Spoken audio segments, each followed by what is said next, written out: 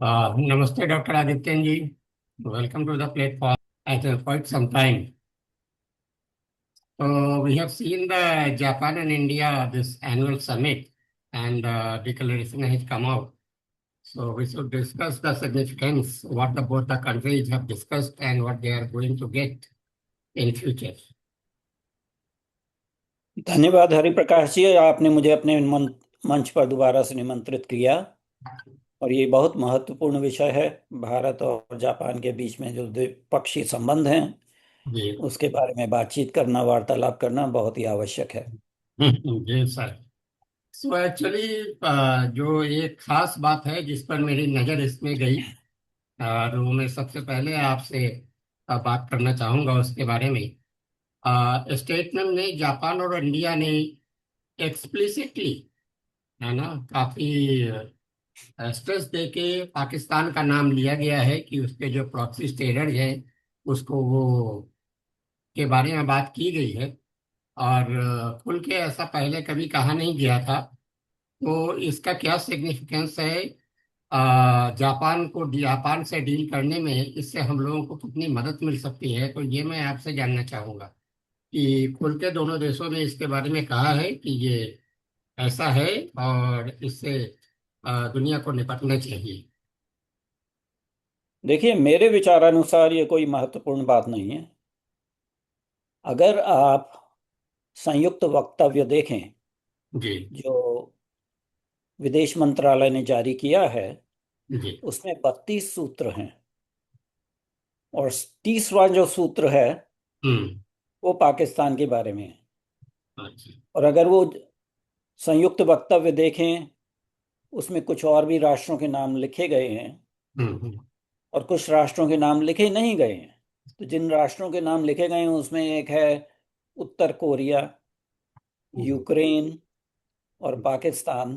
जी और जिनके नाम नहीं लिखे गए हैं वो उसमें है चीन जी और अमेरिका। इन दोनों के नाम नहीं लिखे गए हैं लेकिन इनके संबंध में कुछ टिप्पणियां की गई हैं। तो जी। अगर आप पूरे 3 दिवसीय जो शिखर वार्ता हुई हम्म। भारत के प्रधानमंत्री और जापान के प्रधानमंत्री में, और यह 16वीं द्विपक्षीय शिखर वार्ता है दोनों राष्ट्रों के प्रधानमंत्रियों के बीच में। जी।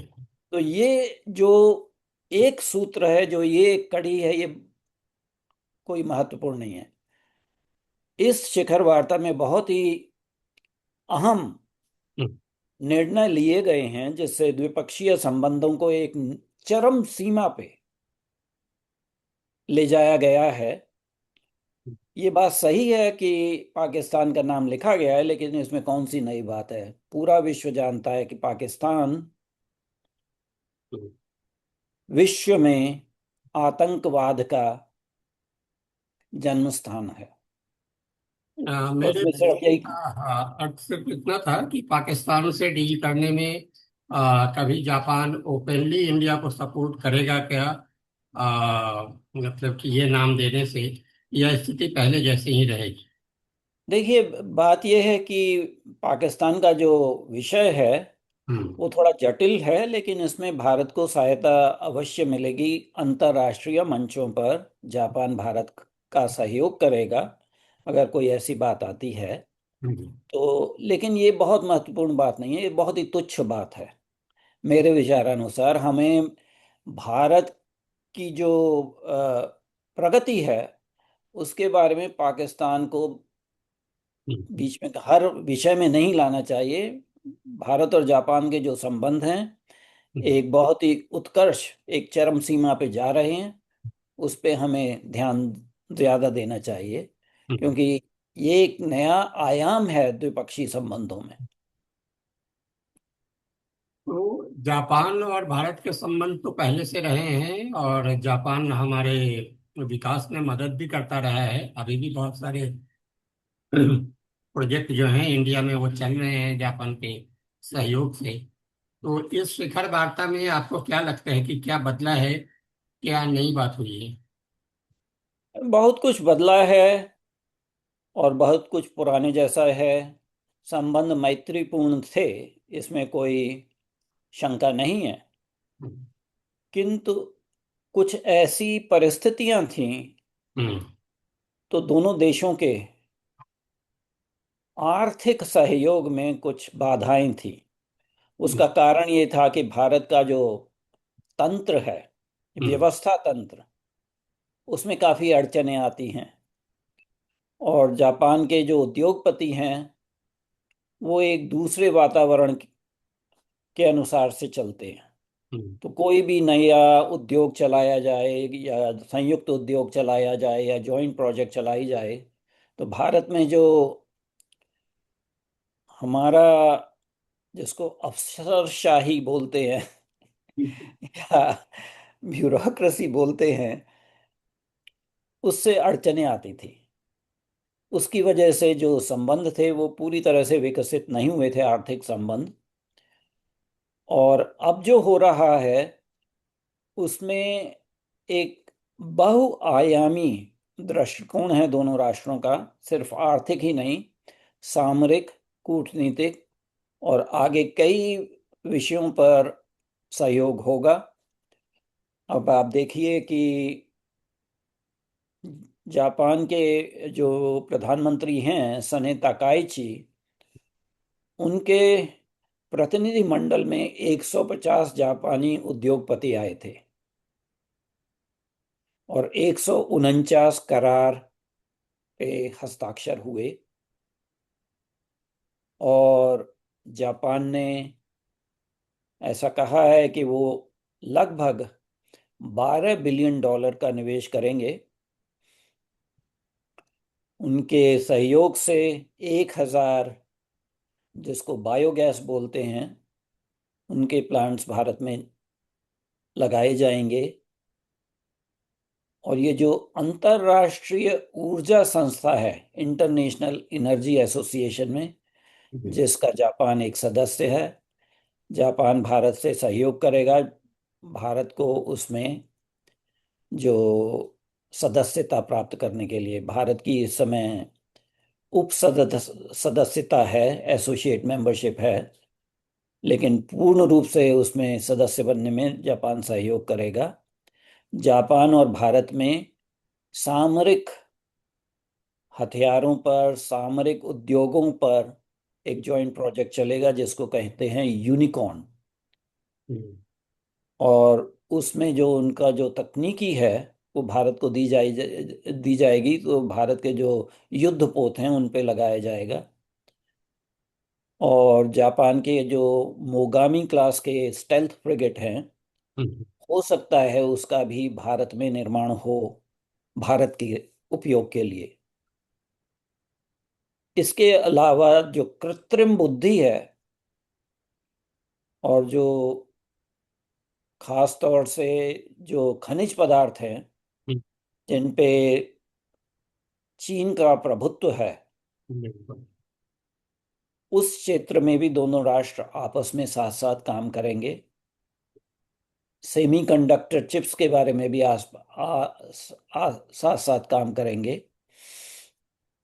तो ऐसा देखा जाए तो जापान ने पूरे दिल से भारत का सहयोग करने का प्रण लिया है। और इसमें दोनों राष्ट्रों को लाभदायक महसूस होगा, क्योंकि जापान भी विश्व की जो परिस्थितियां हैं, बदलती परिस्थितियां हैं, उसमें देख रहा है कि भारत का क्या योगदान है और भारत कहाँ पहुंच रहा है। जापान और भारत दोनों मध्यम शक्तियां हैं और दोनों राष्ट्रों को जो विश्व की दो महाशक्तियां हैं उनसे तिरस्कार हो रहा है, चाहे वो चीन हो या अमेरिका हो। जी। तो इन दोनों राष्ट्रों के हित में है कि आपस में मिलके काम करें। हम्म। और दोनों में जो भागीदारी है, जो मैत्रीपूर्ण संबंध हैं, उनको एक और ऊंचे पायदान पे लाया जाए, ऊंचे आयाम पे लाया जाए। तो कोई भी ऐसा मतलब क्षेत्र नहीं है जी। जिसमें दोनों देशों में भागीदारी नहीं हो रही। जो लोगों के अपने अपने संबंध होते हैं, जिसको कहते हैं पीपल टू पीपल कांटेक्ट, यानी कि आम आदमी या आम जनता के जो संबंध होते हैं उनको भी ऊपर ले जाया जाएगा। और तकनीकी क्षेत्रों में दोनों राष्ट्रों में काफी संबंध बढ़ेगा। तो मुझे ऐसा महसूस होता है कि इससे दोनों राष्ट्रों को सिर्फ भारत और जापान के हित में ही नहीं, लेकिन जैसे उस द्विपक्षीय जो संयुक्त वक्तव्य है उसमें कहा है कि जैसे भारत का एक पड़ोसी राष्ट्र है म्यांमार, उसमें दोनों राष्ट्र काम करेंगे। अब आपको देखा, अगर आपने देखा हो, म्यांमार इस समय युद्ध भूमि है। म्यांमार में चीन का भी हाथ है, हम्म। म्यांमार में जो हो रहा है।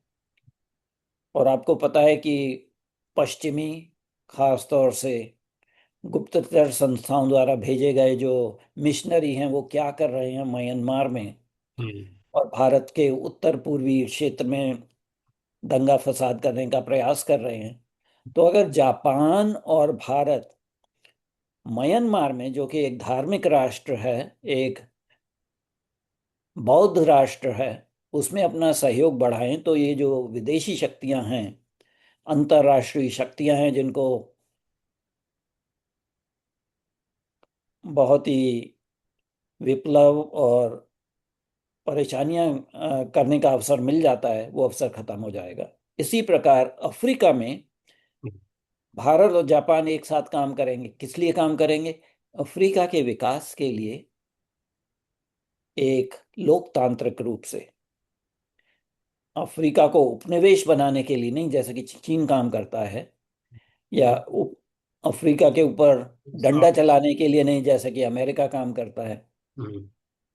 और अगर आप सामरिक रूप से देखा जाए तो भारत और जापान एक free and open Indo Pacific को कायम रखने के लिए काम करेंगे।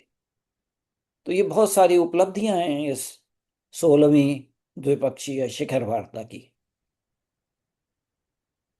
तो यहाँ पे भारत को देखने के लिए ये चीज है कि अभी जापान का ज्यादा मैन्युफैक्चरिंग जो है वो चाइना में होता है।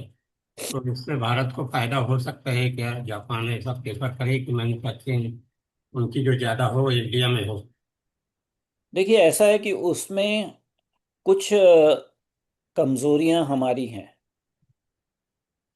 हमारा जो तंत्र है वो बहुत ही जटिल तंत्र है, और विदेशी निवेश के लिए उतना उत्साहपूर्वक स्वागत नहीं करता है।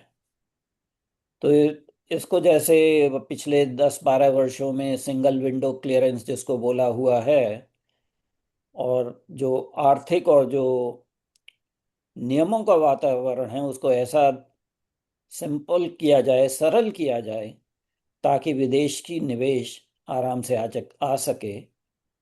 तो इसमें कोई संशय नहीं है कि जापान का निवेश चीन में बहुत ही था पिछले 30-40 वर्षों से। लेकिन आप देखेंगे कि उनके जो आर्थिक संबंध हैं, जो राजनैतिक संबंध हैं, कूटनीतिक संबंध हैं, जापान को इस बात के लिए विवश कर देगा कि वो वहां से निवेश हटाए और किसी मैत्रीपूर्ण एशियन राष्ट्र में निवेश करे। उन्होंने ऐसा आरंभ भी कर दिया है, क्योंकि उनका निवेश चीन से हटकर मलेशिया में जाने लगा है, हम्म। वियतनाम में जाने लगा है, हम्म। इंडोनेशिया में जाने लगा है। तो वो भारत में भी अब आने लगेगा धीरे धीरे करके। एक बहुत 15-20 वर्षों से एक इंडस्ट्रियल कॉरिडोर बनाने की बात थी, दिल्ली टू मुंबई।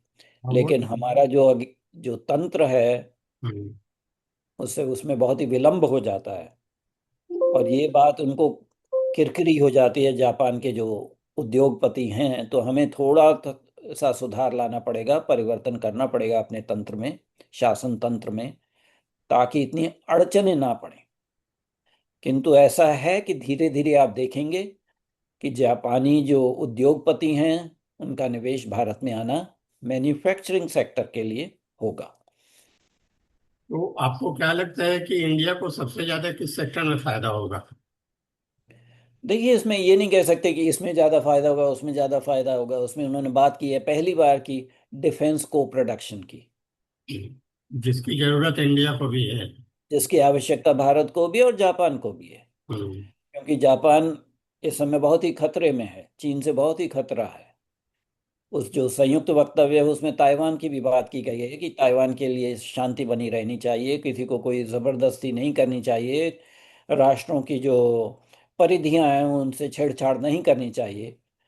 तो जापान को इस समय ऐसा प्रतीत होता है, ऐसा अनुभव होता है कि भारत से बहुत ही मधुर संबंध हम्म। और बहुत ही घनिष्ठ संबंध, चाहे वो राजनीतिक हों, आर्थिक हों, कूटनीतिक हों और सामरिक हों, हम्म। हर विषय में, हर क्षेत्र में जापान और भारत में कोई ऐसी अड़चनें नहीं हैं। जो हम्म। अड़चनें थीं वो हमारे समाजवादी शासन तंत्र की वजह से थीं, और हम्म। धीरे धीरे हम हम्म। उसमें परिवर्तन ला रहे हैं, बदलाव ला रहे हैं। तो मुझे तो ऐसा लगता है कि ये एक नई गति के साथ, एक नए मोमेंटम के साथ हम्म। संबंध आगे बढ़ता रहेगा हर एक क्षेत्र में। अब इसी संयुक्त वक्तव्य में कहा गया है कि भारत से 500 हम्म। कृत्रिम बुद्धि के जो विशेषज्ञ हैं उनको हम्म। जापान अपने राष्ट्र में लेके जाएगा। तो जापान की जो मैन्युफैक्चरिंग है और भारत का जो आईटी स्किल्स हैं, कौशल है, संगणक क्षेत्र में, हम्म। कृत्रिम बुद्धि के क्षेत्र में, उनका समन्वय होके आगे जितनी भी प्रोजेक्ट ली जाएंगी उसमें काम होगा। हम्म। तो यहाँ पे एक और भी बात देखने वाली है कि विशेषकर दोनों देशों ने ना तो अमेरिका का नाम लिया, नहीं चीन का नाम लिया। तो ये क्या उनकी मैच्योरिटी है, या इन दोनों देशों को डर है कि तुरंत ही इनके खिलाफ वो दोनों देश उठ के खड़े हो जाएंगे? क्योंकि देखिए बात देखिए बहुत बात सारी यह है कि कूटनीतिक जब वक्तव्य दिए जाते हैं तो उसमें बहुत कुछ अनकहा रह जाता है। और अपना आप जानबूझकर किसी भालू की आंख में उंगली नहीं डालेंगे। क्योंकि बहुत सारी चीजों के लिए चीन पर निर्भर है दोनों ही देश, इंडिया भी और जापान भी।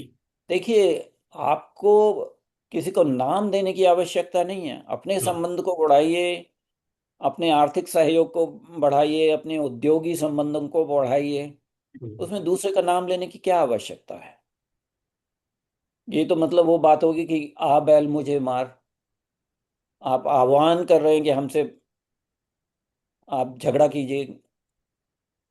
इसकी कोई आवश्यकता नहीं है, चाहे वो अमेरिका हो।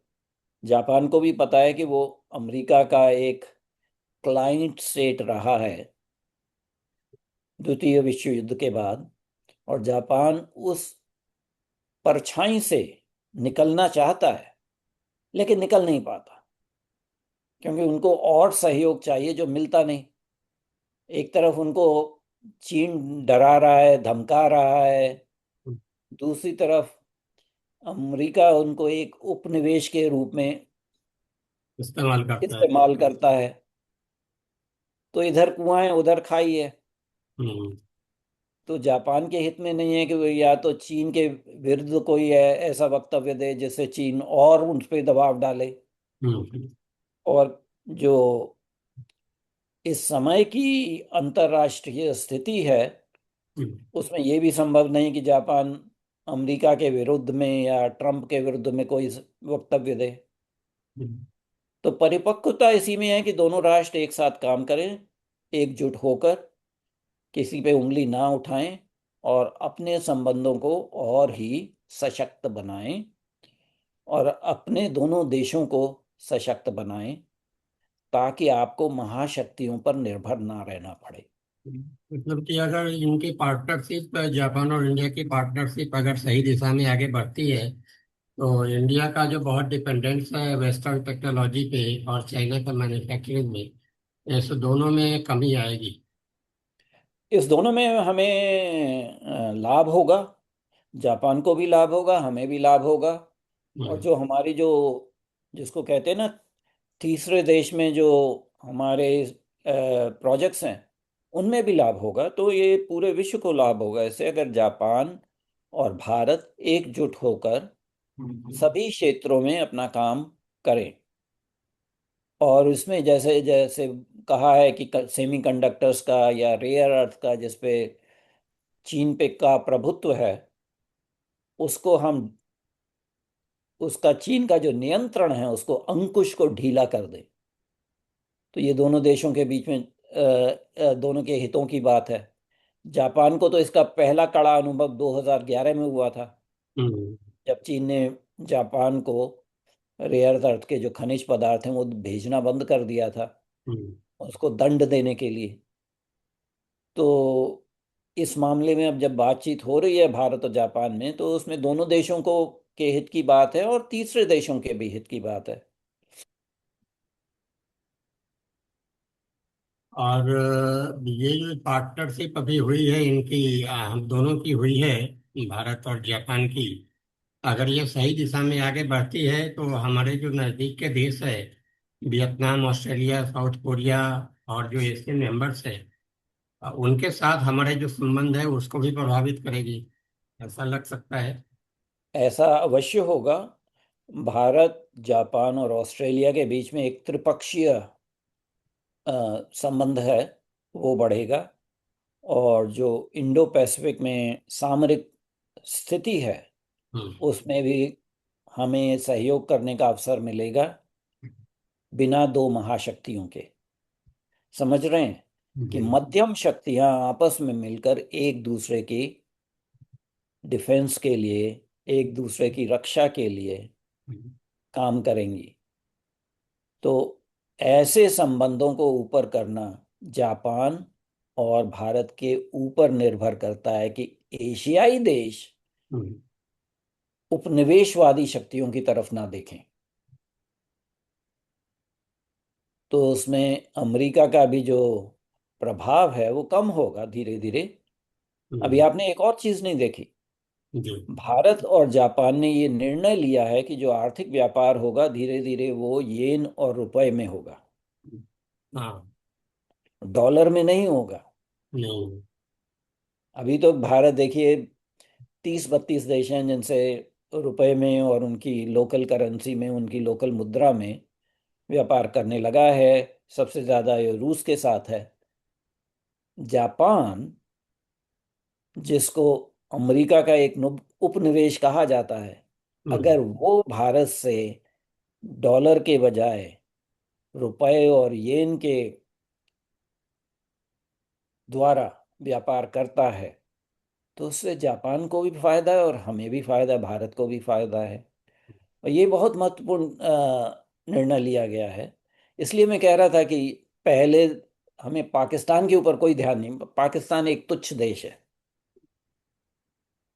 भारत और जापान के बीच में जो पोटेंशियल है हम्म। वो इतना ज्यादा है, उसकी हम कल्पना भी नहीं कर सकते।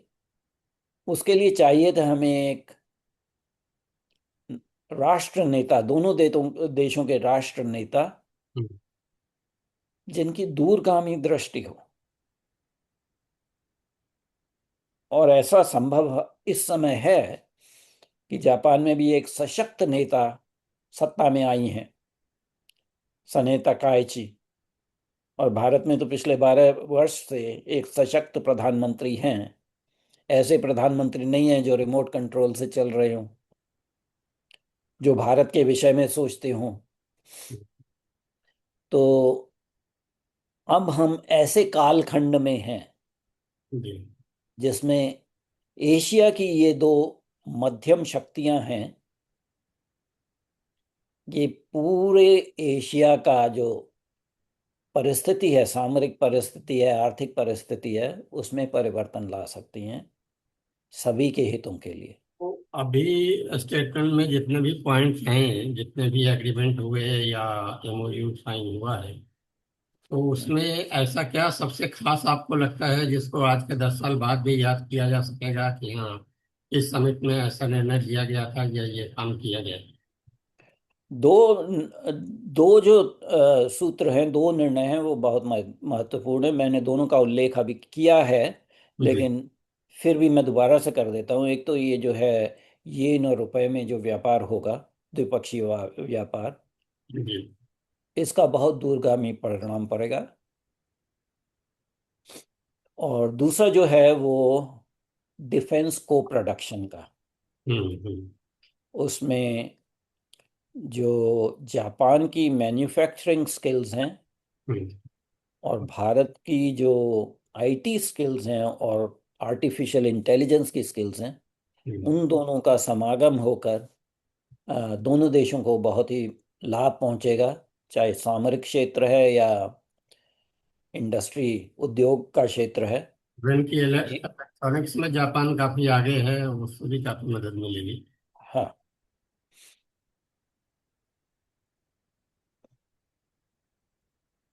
तो हमारे पास अभी थोड़ा समय है, कुछ क्वेश्चन है रैपिड फायर के लिए, वो मैं आपसे पूछ लेता हूँ।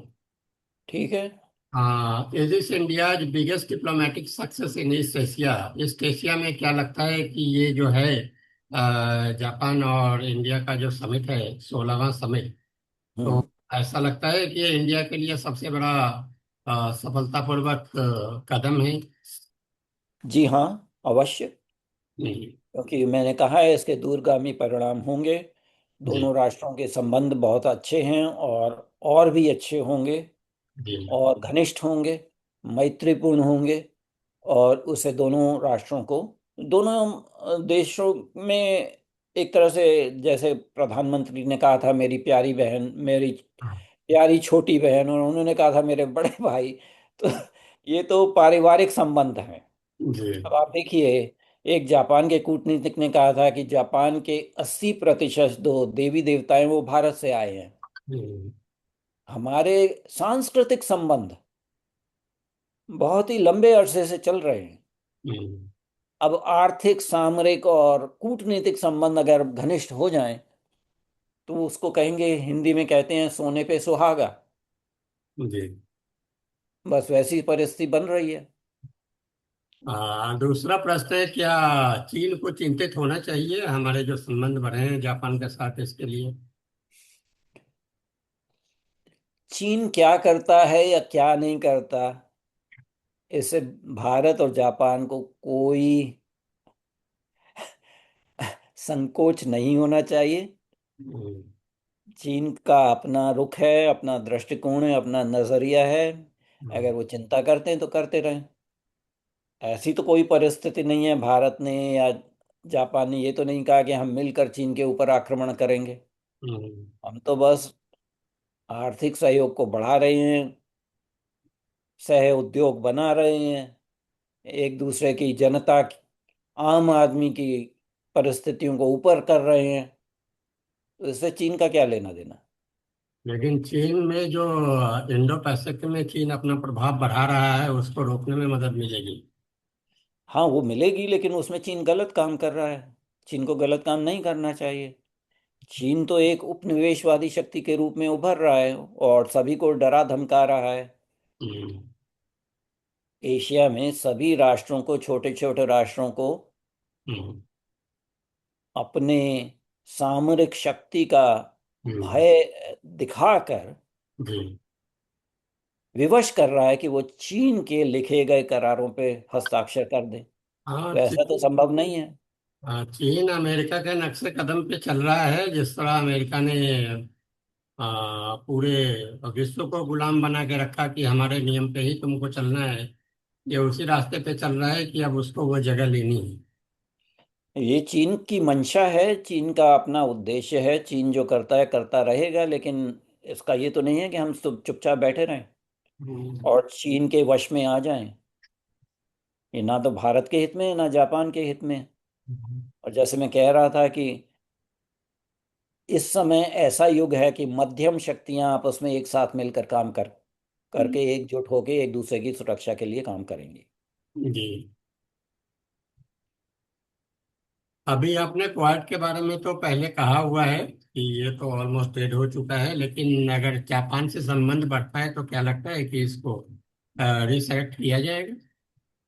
नहीं, मेरे विचार से तो ऐसा नहीं होगा, कि क्योंकि जो ये क्वाड है या चतुर्भुज है, जो भी है, हम्म। ये अमेरिका के नियंत्रण में है। जी। मैंने अभी आपको बताया था कि इस तीन देश जो हैं, हम्म, जापान, भारत और ऑस्ट्रेलिया, हम्म, इनमें कुछ त्रिपक्षीय वार्ता और संबंध भी चल रहे हैं। हम्म, मेरे विचारानुसार क्वाड के बजाय ये जो त्रिपक्षीय मैकेनिज्म है, हम्म, प्रयोग है, इसके द्वारा हम इंडो पैसिफिक में सुरक्षा बढ़ा सकते हैं। हम्म। क्योंकि आप अमेरिका पे भरोसा नहीं कर सकते, आप अमेरिका पे निर्भर नहीं रह सकते। और ऐसा लगता है कि जापान आगे भविष्य में इंडिया का सबसे बड़ा टेक्नोलॉजी पार्टनर बन जाए। ऐसा हो सकता है, ऐसा संभव है, ऐसा होना चाहिए। दोनों देशों को एक दूसरे की आवश्यकता है, दोनों देशों में मित्रतापूर्ण संबंध है। हम्म, कोई भी ऐसा विषय नहीं है जिन देशों में शत्रु भाव हो या कोई मनभेद हो या मतभेद हो। पहले मतभेद हुआ करते थे, क्योंकि जापान अमेरिका का एक उपनिवेश था। तो जब भारत ने परमाणु शस्त्रों को बनाने का निर्णय लिया था, तो जापान के तत्कालीन प्रशासन ने भारत की कड़ी आलोचना और निंदा की थी। अब जापान इस बात से सहमत हो चुका है कि भारत एक आणविक परमाणु शक्ति है, और उन्हें इस बारे में कोई परेशानी नहीं है। और भारत में भी हमारा जो आत्मनिर्भर भारत का आ, जो परियोजना है, उसको ही बढ़ाने में काफी मदद मिलेगी। बिल्कुल, हम्म। बिल्कुल, ऐसा ही होगा, तथास्तु। और ये बात देखने को मिली है कि अब जो दो देश हैं, या वो इकोनॉमिक पार्टनरशिप को ज्यादा महत्व दे रहे हैं मिलिट्री पार्टनरशिप से। देखिए, दोनों का अपना अपना योगदान होता है, दोनों क्षेत्रों का। किंतु एक के बिना दूसरा संभव नहीं हो पाता। जी। जो संबंध हैं वो बहुआयामी संबंध हैं। जी। तो आर्थिक संबंध भी महत्वपूर्ण है और सामरिक संबंध भी बहुत महत्वपूर्ण है, और इस द्विपक्षीय शिखर वार्ता में दोनों पे ध्यान दिया गया है। और आपको क्या लगता है कि इंडिया और जापान में किसको ज्यादा फायदा होगा इस सहयोग से? इसमें कोई एक दूसरे के शोषण करने की आवश्यकता नहीं है, दोनों के लिए लाभकारी सहायक होगा। एक सवाल मेरे मन में है काफी पहले से, और बहुत पहले मैं एक बार गया था यहाँ पे। जापान फाउंडेशन करके संस्था है जो जापान एम्बेसी के अंडर में चलता है। और वहाँ पे मुफ्त में जापानी फिल्में दिखाई जाती है, लोगों को बुलाया जाता है, और जापानी भाषा सीखने के लिए निमंत्रण दिया जाता है। तो बातचीत के दौरान ऐसा पता चला था, और भी पहले से बात थी, कि जापान भारत के साथ बहुत गहरा संबंध चाहता है काफी दिनों से। लेकिन वो संबंध विकसित नहीं हो पाता है। वो एक कल्चरल डिस्कनेक्ट है। तो वो डिस्कनेक्ट अभी भी है। और मैं सोचता हूँ कि इसके बारे में अगर आप, हमारे पास में 2 मिनट का समय है, 3 मिनट का समय है, अगर आप कुछ कह सकें तो कहें। देखिए, मैंने कहा था कि दोनों देशों के बीच में जो जो कहा जाता है आम जनता के संबंध, पीपल टू पीपल कांटेक्ट, वो हम्म, बढ़ने चाहिए। भारतीय जो मध्यम वर्ग है, हम्म। वो पाश्चात्य जगत पे केंद्रित रहा है, केंद्रित रहा है, ज्यादा प्रभावित रहता है। और वो पाश्चात्य जगत की तरफ ही देखते हैं किसी बारे में। तो जापान को निग्लेक्ट किया गया था। हम्म, किंतु भारत और जापान में बहुत ही पुराने, प्राचीन काल से सांस्कृतिक संबंध रहे हैं। देखिए, जो जापान में जैन बुद्धिज्म का है ना, वो भारत से आया है। और जैन जो शब्द है जापानीज में, हम्म, उसका मूलभूत हम्म। जो शब्द है वो है ध्यान। अच्छा। ध्यान से वो अपभ्रंश होके, हम्म, तद्भव होके जैन बन गया। अब मैंने कहा था कि एक जापान के राजनीतिज्ञ ने, कूटनीतिज्ञ ने कहा था कि 80% उनके देवी देवता भारत से आते हैं। हम्म।